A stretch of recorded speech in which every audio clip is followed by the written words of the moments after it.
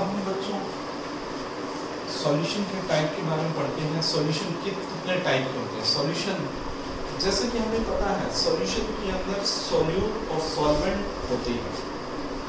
Solute की तीनों state हो सकती है और सॉल्वेंट की भी तीनों स्टेट या तीनों फेज हो सकती है।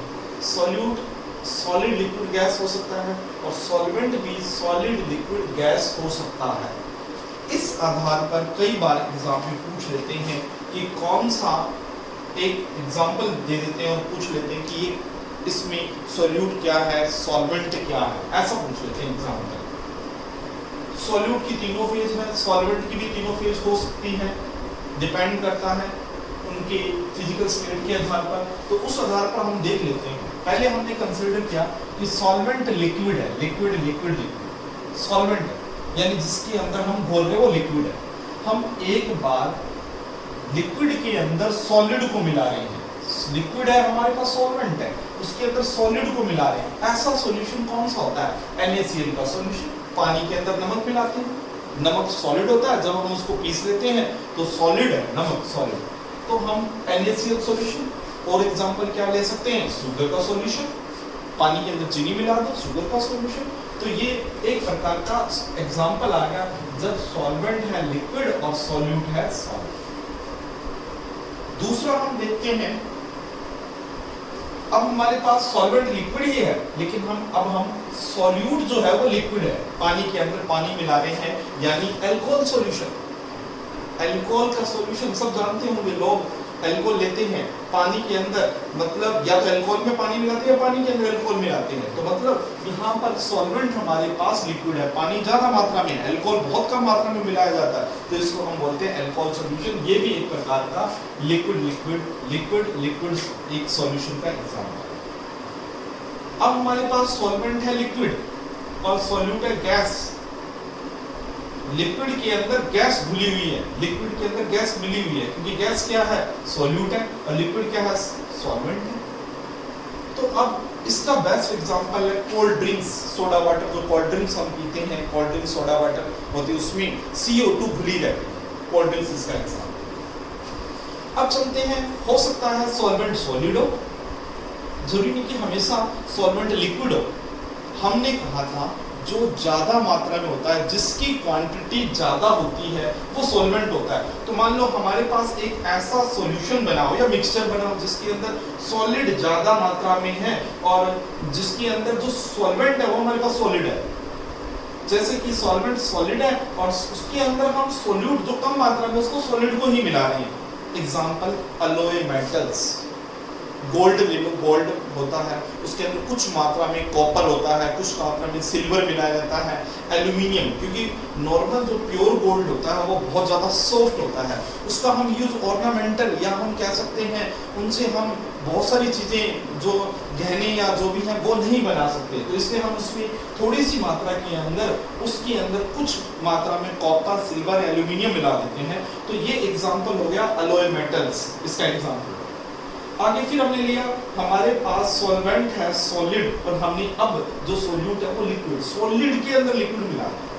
बटर, बटर ऑयल, बटर के अंदर हमें पता फैट सॉलिड होती है, उसके अंदर जो ऑयल्स होते हैं बटर, इसका बेस्ट एग्जांपल है बटर। क्रीम भी ले सकते हैं इसका एग्जांपल, फोक क्रीम, वो भी एक दो एग्जांपल। हम जनरली एक एक एग्जांपल ले रहे हैं कि क्या क्या एग्जांपल हो सकते हैं।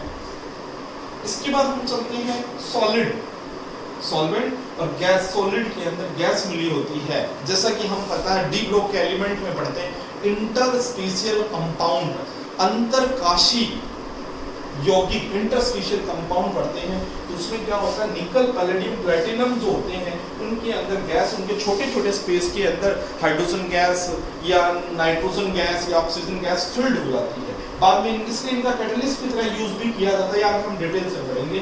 तो ये जब सॉलिड जो होता है सॉल्वेंट है और उसके अंदर गैस भरी होती है, एग्जांपल है निकल, पैलेडियम, प्लैटिनम से बने हुए इंटरकाशन स्पेस, इंटरस्पेशियल स्पेस।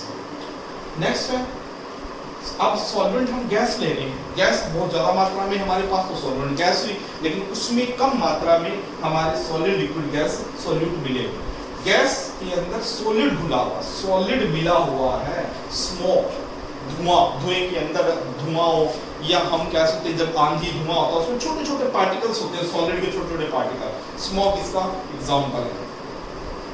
दूसरा है सॉल्वेंट, अगर हमारे पास गैस है उसके अंदर लिक्विड घुला हुआ, गैस सॉल्वेंट है, लिक्विड उसके अंदर घुला हुआ है, तो हम फॉग जो होता है जिसको हम कोहरा बोलते हैं हिंदी में, तो उसके अंदर हम देखते हैं एटमॉस्फेयर के अंदर काफी मात्रा के अंदर फॉग बन जाता है, गैस के अंदर लिक्विड उसके अंदर फिल्ड रहती है।